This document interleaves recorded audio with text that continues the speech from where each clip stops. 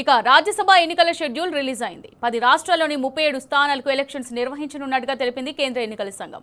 ఈ నెల 26న నోటిఫికేషన్ విడుదల చేయనున్నట్టుగా పేర్కొంది. మార్చి 16న పోలింగ్ ఉంటుందని వెల్లడించింది.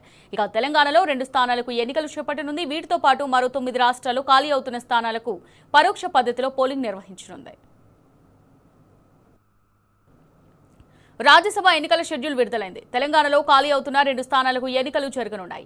అభిషేక్ మను సింఘ్వి, సురేష్ రెడ్డి స్థానాలు ఏప్రిల్ 9న ఖాళీ కానున్నాయి. వీరి స్థానాలకు ఈ నెల 26న కేంద్ర ఎన్నికల సంఘం నోటిఫికేషన్ జారీ చేయనుంది.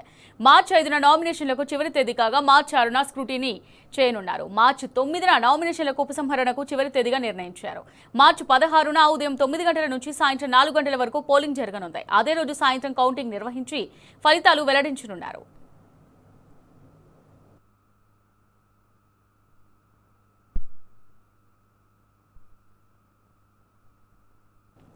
రాజ్యసభ ఎన్నికల షెడ్యూల్ రిలీజ్ అయింది. 10 రాష్ట్రాల్లోని 37 స్థానాలకు ఎలక్షన్స్ నిర్వహించనున్నట్టుగా తెలిపింది కేంద్ర ఎన్నికల సంఘం.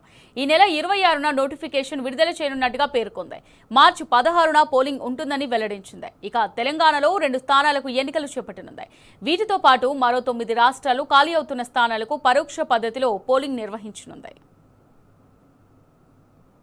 రాజ్యసభ ఎన్నికల షెడ్యూల్ విడుదలైంది. తెలంగాణలో ఖాళీ అవుతున్న 2 స్థానాలకు ఎన్నికలు జరగనున్నాయి. అభిషేక్ మను సింఘ్వి, సురేష్ రెడ్డి స్థానాలు ఏప్రిల్ 9న ఖాళీ కానున్నాయి. వీరి స్థానాలకు ఈ నెల 26న కేంద్ర ఎన్నికల సంఘం నోటిఫికేషన్ జారీ చేయనుంది.